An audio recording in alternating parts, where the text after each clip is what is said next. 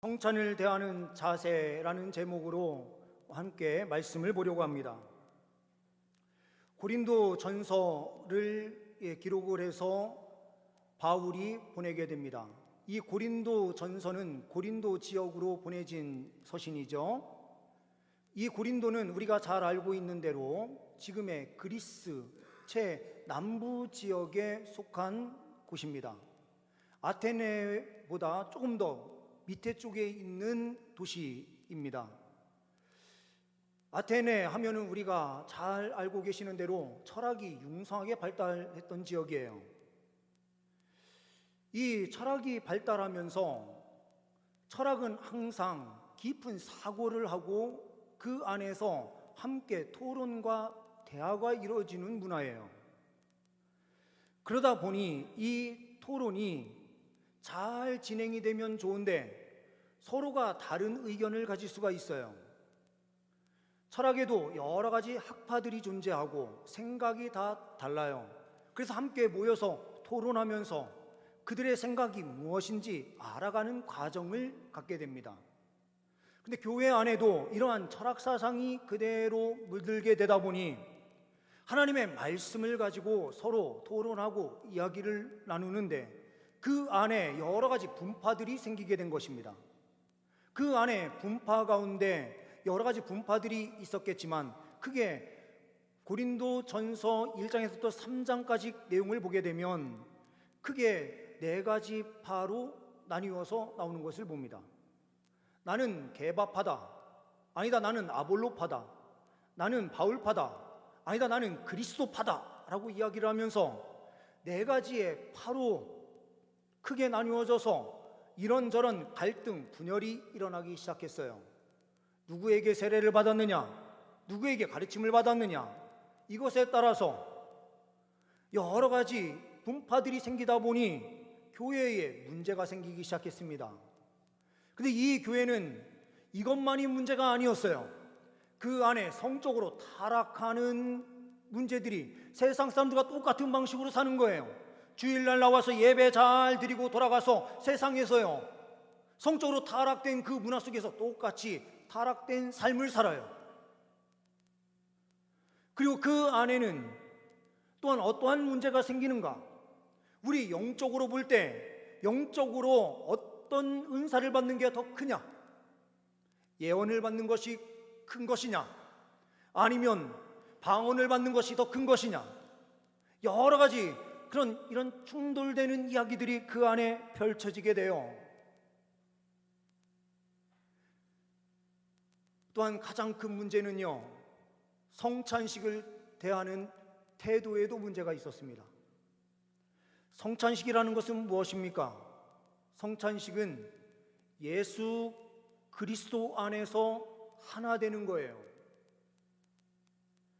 오늘 저 같은 경우에는 지금 보시면 흰 와이셔츠 그리고 빨간 넥타이 가운을 입었어요. 예수님의 보혈을 상징하는 빨간색으로 넥타이를 하자 했는데요, 이거는 저뿐만 아니라 우리 장로님들도 똑같은 복장으로 다 같이 하고 있습니다. 그 이유는 무엇인가? 이것은 한 몸을 함께 나누는 것이니 이것이 하나의 몸이다라는 의미를 이렇게 복장으로 통일되면서 바깥으로 보여지는 표식을 한 것뿐입니다. 우리가 카톨릭을 비판하지만 카톨릭 중에 카톨릭도 잘하는 부분이 있어요. 근데 그 잘하는 부분이 뭐냐? 이 성찬의 떡을요 만드는데 이 떡은 다 어디에서 만든 것으로 오느냐? 이탈리아에서 만든 것이 각 나라에 다 들어와서 그 떡이 사용이 돼요. 한 군데서 만들어지는 것으로 모든 것을 사용을 해요. 왜 그러냐? 그리스도의 몸인 한 몸에서 다 같이 온 세계가 다 한 그리스도의 몸으로 함께 이 예식에 참여한다라는 뜻이 있거든요. 가톨릭이 잘못하고 있는 부분이 너무 많지만 잘하는 그런 부분은 우리가 깊이 생각해 볼 요지가 있어요.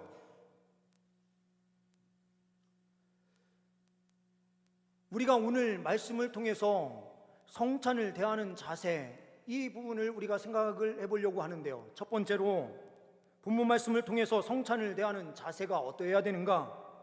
감사와 기념하는 자세로 참여해야 된다라는 사실을 보게 됩니다.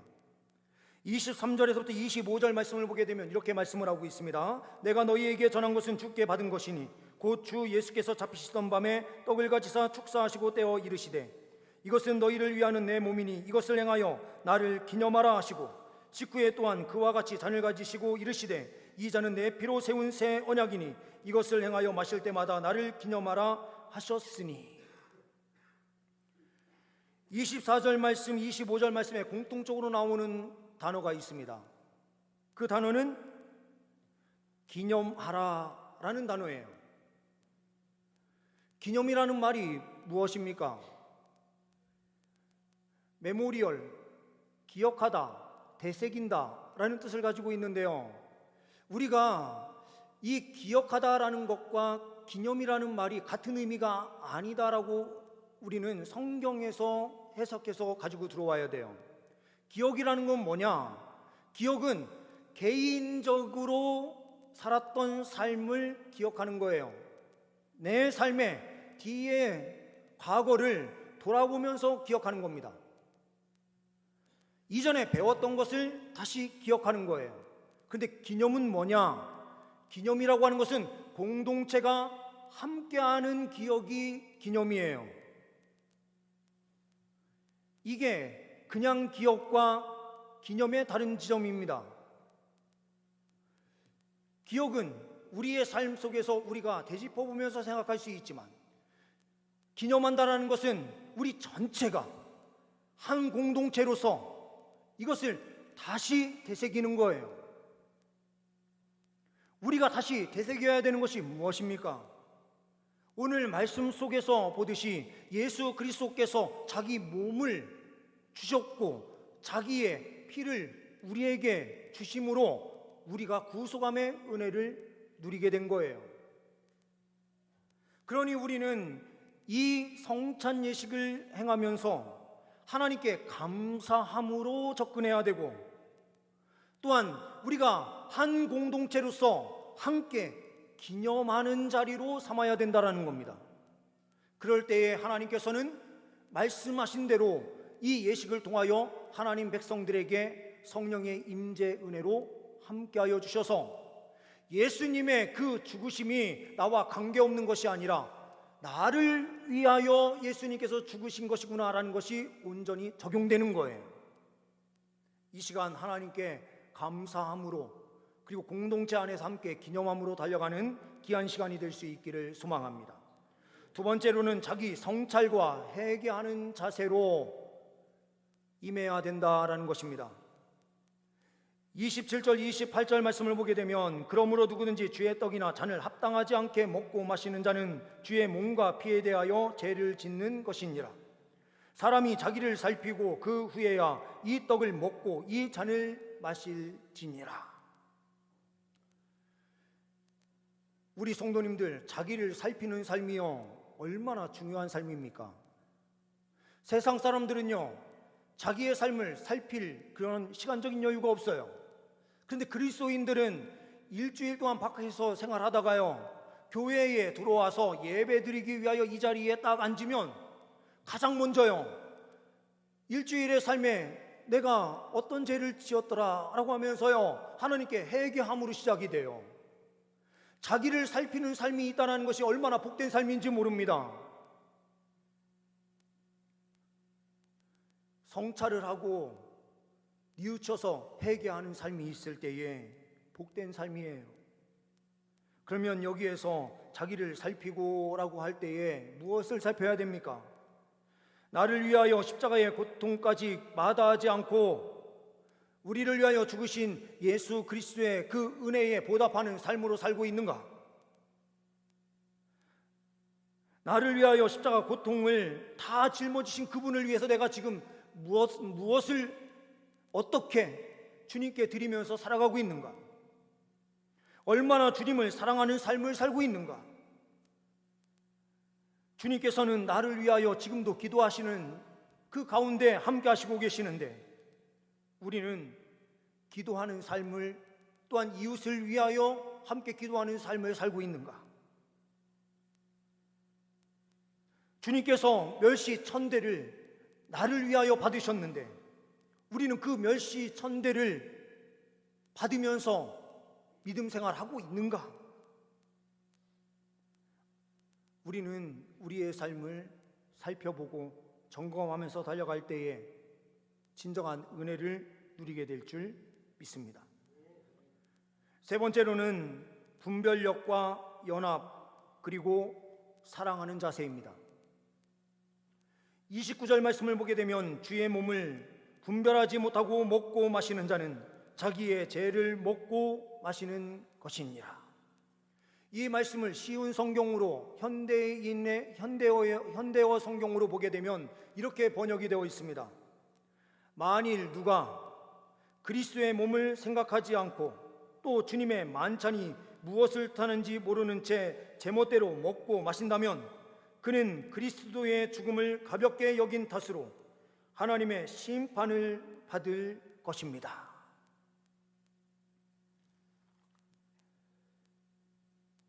어느 농촌 마을에요, 초대교회, 우리 한국교회가 초창기 때 일어난 일이에요. 그 시골 마을에 유지 한 분이 교회에 나오기 시작하는데요, 나오자마자 쌀 2가마니를요, 40kg짜리 2가마니를 교회에 탁 바치면서 들어왔어요. 그러니 그 어려운 시기에요, 쌀 2가마니가 얼마나 커요. 그러니까 성도들이요, 그렇지 않아도 부자인 이분인데 성도들이요 그분을 얼마나 높여줬는지요. 헌금 많이 하고 들어왔다고 다들 막 존경하고 막 높여주니까요, 이분이 얼마나 기분이 좋았는지 몰라요.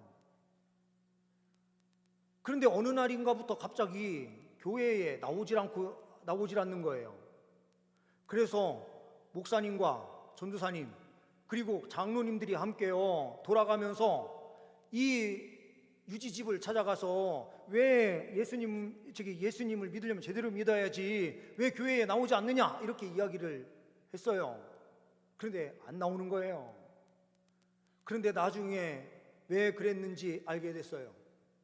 내가 쌀 2가마니나 교회에 드렸는데, 아니 자그마한 잔 하나 돌아가는데 그 잔을 못 마시게 하고, 조그마한 떡이 있는데 그 떡 하나 못 안 주더라.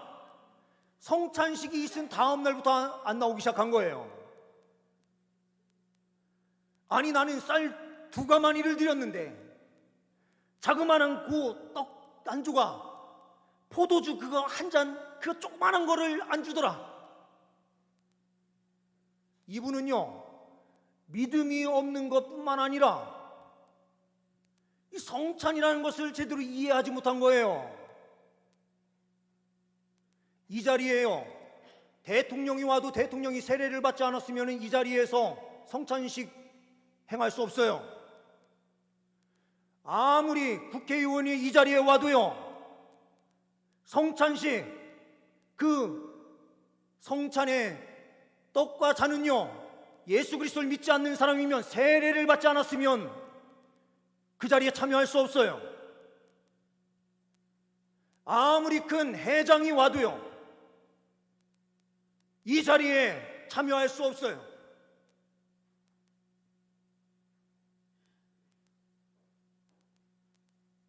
우리가요 성찬의 의미를 잘못 이해하고 참여하는 자리가 된다면 어떻게 될까요? 나는 하나님께 헌금하는 사람이니까, 그리고 내가 예수를 믿으니까, 이렇게 생각하시는 분들 계십니까? 근데 예수를 믿어도요 주님을 진짜 사랑하는 마음으로 이 자리에 참여하셔야 돼요. 옥하는 목사님이 이런 이야기를 하시더라고요. 우리나라의 가장 큰 문제는 뭐냐? 구원의 인플레이션이다. 예수 믿습니까? 예, 믿습니다. 구원받았습니다. 이렇게 선언하는 인플레로 결국에는 구원이요 얼마나 귀중한 것인지 모르게 되었다라는 겁니다. 구원의 값어치가 얼마나 떨어지는지요. 돈을 많이 찍어내면 그 돈이 인플레가 돼서요 돈의 가치가 확 떨어지듯이 한국교회가요 예수 그리스도의 복음을 이야기하는데 이 복음을 이야기하면서 너무 싸구려 복음을 만들어서요 아무나 다 구원받았다 이렇게 선언하니 이것이 곧 구원의 그 감격, 그 가치를 떨어뜨리고 있다 이렇게 이야기를 하더라고요. 우리도 이 자리에 나와서요 하나님을 사랑하는 마음 없고 우리를 권하신 예수님을 사랑하는 마음이 없이 이 자리에 앉아 계신다면 우리는요 이미 성찬을 제대로 분별하지 못하고 마시는 자리에 있는 것입니다.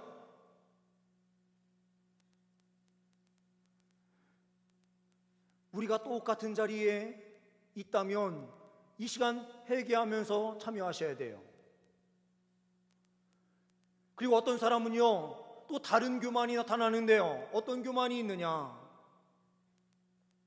나는 이 성찬을 받을 수 없을 만큼 크나큰 죄인이라서 이 성찬, 이 떡과 잔이 돌아가는데 나는 참여하지 않겠다 이렇게 말씀하시는 분이 계세요.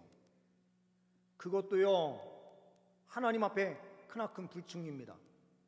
예수 그리스도의 보혈의 은혜가 우리를 온전히 사로잡고 우리를 깨끗하게 해주시는데 내가 그 보혈을요 자꾸 멀리하면서 교만한 가운데 서 있게 된다면 그것 또한 넘어짐의 자리가 되는 거예요.